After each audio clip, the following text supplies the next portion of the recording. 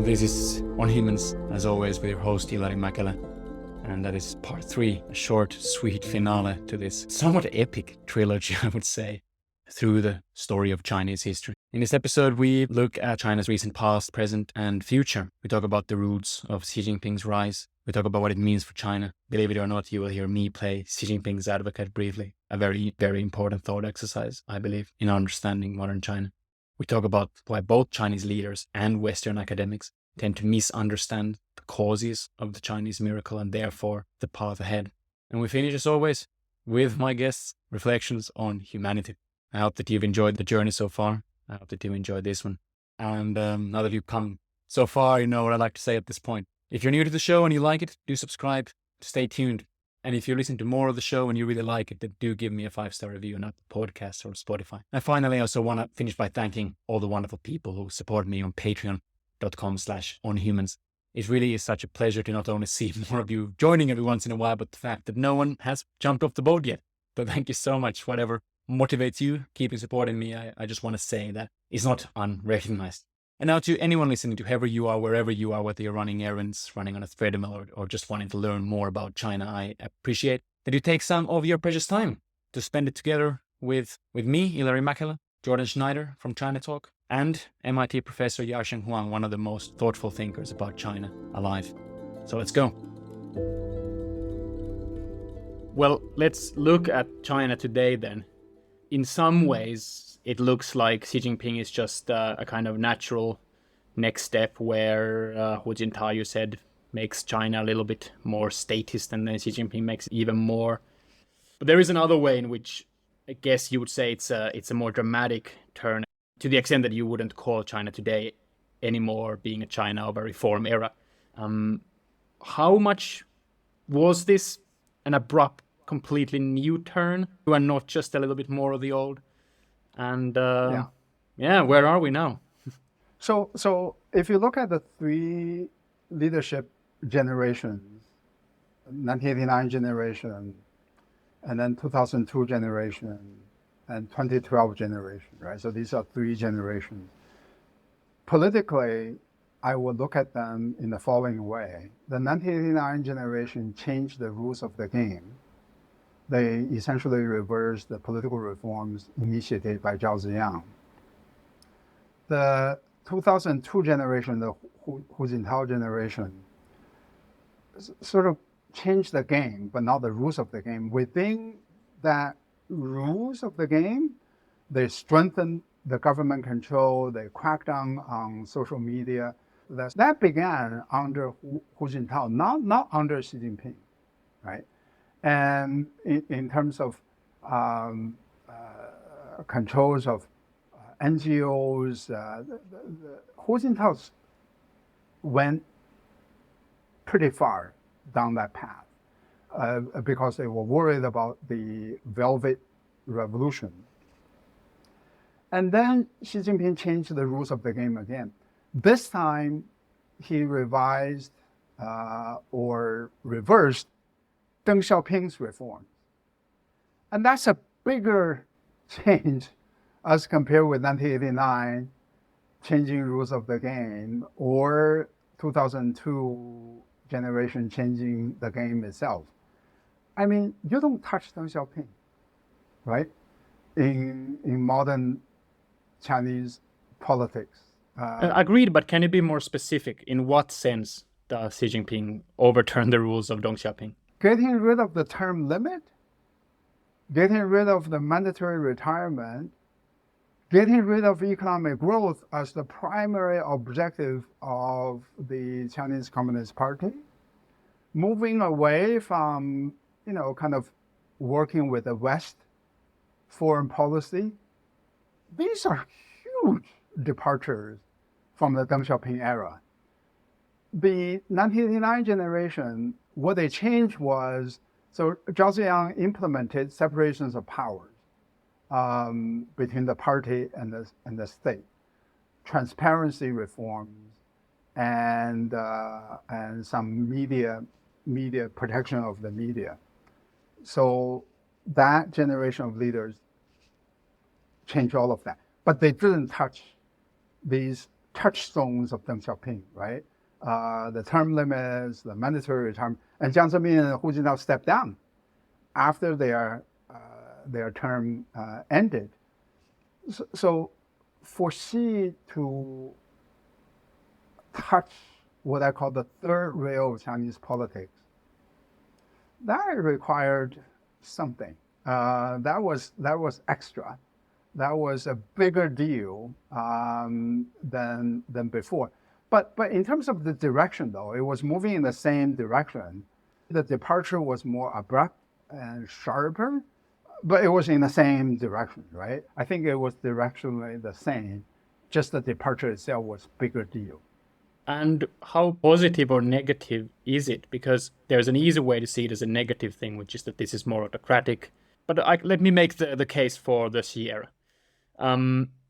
After 89, what you have is you have the Shanghai model of development, which leads into a lot of crony capitalism and a massive, massive level of corruption. Secondly, what you have is you have the rural-urban gap, which leads into massive, massive amounts of economic inequality. And third, you have the purely GDP-driven model of legitimacy, which leads into things like environmental degradation. Xi comes to power with the promise of tackling corruption. Later in his career, he turns into rural poverty. I recently had Branko Milanovic, for example, on my podcast. He's an inequality expert who convinced me that you can really see the rise in the bottom 20% of global incomes as basically as the Chinese poor becoming richer during the past 10 years. And third, of course, Xi is much more focused on things like everything from clean energy to when I was in China, I did a small field project on a 10-year fishing ban that they had the government had implemented on the Yangtze River, which is something that you wouldn't really have seen coming, let's say 10 years before. So that's my case for the need for a Xi Jinping character. I didn't really realize I will do that, but what's your response? No, I think Branko is right that the inequality did decline under Xi Jinping. And the bottom 20% did improve their income growth relative to GDP growth. In the revised version of my 2008 book, I actually laid out statistics confirming that. But the question back is, does doing all of that require that you get rid of the term limit, that you get rid of the mandatory age retirement? Does it require this degree of centralization? It may require some revision of the economic growth objective away from this kind of a blind pursuit of GDP growth numbers in favor of income growth of the poor people, of the rural people. I agree with that. But let me give you two scenarios and ask you to choose. One is that you can do that with higher GDP growth, and the other is that you can do that with lower GDP growth rate.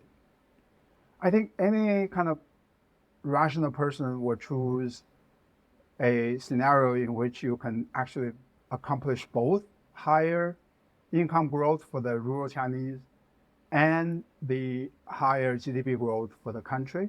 That was China in the 1980s.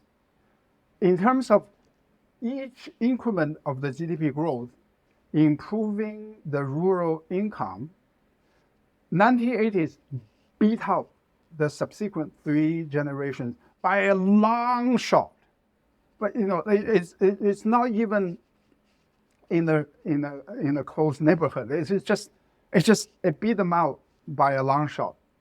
Xi Jinping did improve over the previous two generations of the leadership, but the problem is that under Jiang Zemin, that income improvement substantially slow. So he improved from a low base, but that was improvement. So I'm not going to take away from him. But it was achieved largely by transfers from some people to rural people, from urban people to rural people. And by the way, not at the expense of the government income. It was really at the expense of others' income. You can do that for a period of time. I believe now, with the challenges with the GDP growth rate, it is going to become more and more difficult to rely on pure transfer. During the Zhao Ziyang era, they didn't need to do a lot of transfer because rural income was growing mad, and they didn't really need to do that. And I'm willing to make the argument that tackling corruption, tackling environmental issues, didn't necessarily say that you have to centralize politically. You can do it in other ways. And the simple fact is that they are fighting corruption. It is 11 years. 11 years. You kind of have to say, if you have to do something for 11 years, either there's too much that you need to work on it, or whatever you do is actually not effective. Maybe what you do, maybe you have to rethink about this particular way of tackling corruption. I would argue transparency, disclosure of the government, more media scrutiny, more legislative scrutiny can help in terms of tackling corruption rather than this kind of a purge approach, right? So basically, they are doing the opposite of what you would recommend. In terms of the method, right? I buy into the objective, environmental improvement, clean government, improving the bottom 20% of the income. I 100% buy into those objectives. I also don't buy into the objective that everything should be about GDP, right? GDP is God. I don't buy into that. I just don't buy the method. So in terms of the GDP growth, you could have a more clean way to grow GDP rather than a kind of this investment-heavy method. But that means, okay, so how do you grow GDP by more environmentally clean ways? Then you kind of have to allow some small-scale entrepreneurship, low-tech stuff, right? More service sector activities. And these are not the activities encouraged by the current government. Okay, well, I mean, let's wrapping up the historical development from the early reform era till today. I mean, you have the liberalization in the 80s, then you have the weird confusion all the way until Xi, and now you have a very clear move towards less and less openness, less and less freedom. And you're very pessimistic. At least I read you as being very pessimistic about the future trajectory of China in general, but the economy also in particular under the current model. Could you make that case? Yeah. So I just want to be very clear. I think China has many, many good fundamentals. Entrepreneurship, human capital, and the globalization, not just in terms of factories, but also the globalization of human capital. China has gone far in that path than, say, compared with Japan, compared with lots of other countries. So China does have very good fundamentals. You're absolutely right. I'm pessimistic about China under the current policy model, right? And that model, I believe, overemphasizes the supply side, underemphasizes the demand side. It overemphasizes the kind of the industrial policy, the high tech, the technological aspects, and underemphasizes the grassroots entrepreneurship and bottom-up growth model. I'm also worried about this kind of constricted political environment, ideological environment. I'm worried about the tensions, the geopolitical tensions between China and the West. And I think the relationship, so I want to give one thing to the two generations of the leadership after 1989. They globalized Chinese economy, they globalized Chinese research and educational enterprise, right? That was doing a lot of the good to the Chinese economy, to the Chinese society. Now we're moving away from that.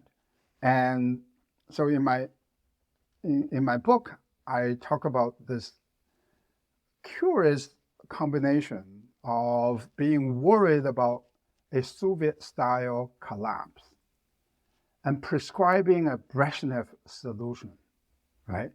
To me, this is just profoundly puzzling, right? To avoid the Soviet-style collapse, you need to move away from Brezhnev, right? Brezhnev stagnation, political control, economic control. And one of the things that saved China was entrepreneurship, private sector development, and economic dynamism, and globalization. That saved China, as well as saving the Chinese Communist Party, right?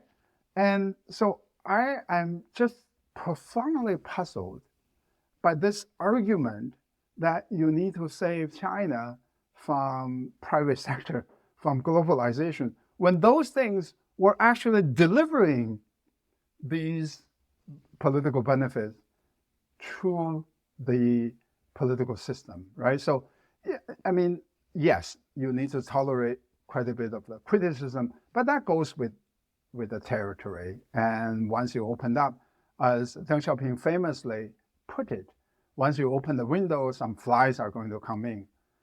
But the air also comes in, right? So essentially, if you just focus on the flies without focusing on the air, that's just not the right balancing act. So these are the reasons why I don't feel optimistic. You have a really interesting point in your book where you say that there is a bit of a problem here, which is that the Chinese Communist Party genuinely thinks that a lot of the growth has been thanks to their successes. But what you see is that what actually allowed China to grow so much was that it had this kind of hidden pluralism where you have, because of globalization, because of academic cooperation, because of Hong Kong and Taiwan, because of all sorts of hidden things, China was actually having many, many more pluralist scope conditions than what it looked like it was having, being on paper authoritarian. And these conditions are being eroded right now. Yeah, I am constantly struck by the fact that Xi Jinping and so many Western observers agree with each other perfect. Yes. They all believe that it was the infrastructure, it was the power of the government. It was the power of the government to leverage data, financial resources, all these things is the power of the government to organize that deliver the economic growth. They see eye to eye with each other, right? And that view among the policy elites in China was so pervasive. And by the way, that predated Xi Jinping. I think Xi Jinping went a little bit further than that view would have justified, and because he went after the private sector as well. But it was a similar view, right? So as long as the government is powerful, let's build a new city, let's build a new railway, let's build a new airport, right? And the fundamental problem with that view is that when China was buying into that view completely and wholeheartedly, yes, Chinese GDP was growing fast for a while, but Chinese productivity collapsed, right? But, who cares about productivity? It's not a number that I see on TV every day. And so you have these Western analysts who just look at GDP. And by the way, anybody who follows Chinese economy would first focus on the veracity of the GDP numbers in the first place, right? So, but this is the problem in the West as well. So it's not just the problem in China, it's the problem in the West. Whenever I see someone being interviewed, on prominent forums, when they say, I know China because I have met with Chinese leader, I begin to worry about his point of view. So the other problem about changing the constitution is that you introduce new succession problems. Yeah, so autocracies can build, right? At least Chinese autocracy can build. Autocracies suffer from a succession issue. And so one inevitable problem faced by many, many autocracies is how do you transfer power from one leader to another?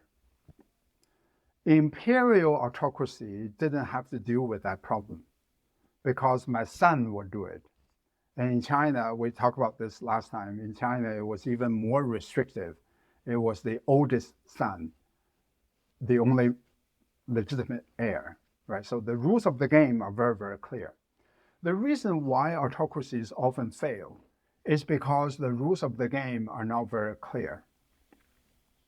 And Gordon Tullock famously noticed one difference between some autocracies and the autocracies that he saw in Latin America. Brazil, Argentina in the 1970s, there the autocracies didn't bother them, didn't translate into bigger political problems. So Gordon Tullock was this scholar who wrote about these issues. And the difference, he didn't quite draw that conclusion, but he just gave that fact, which is that Latin American autocracies had term limit.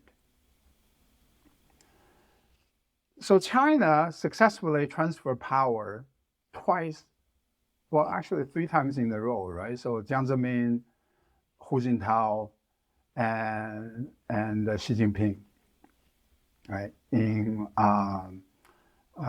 Well, I don't know whether you count it 3 times or 3 leaders, but twice. All under term limit. Before China instituted term limit, it was a mess, right? I think most people know that, right? Lin Biao, Liu Shaoqi, Hua Guofeng, it was a mess. So China before term limit very much observed the regularity that Gordon Tullock observed. So in my book, I call it Tullock's curse, right? China was suffering from the Tullock curse. We thought that problem was resolved because China instituted the term limit.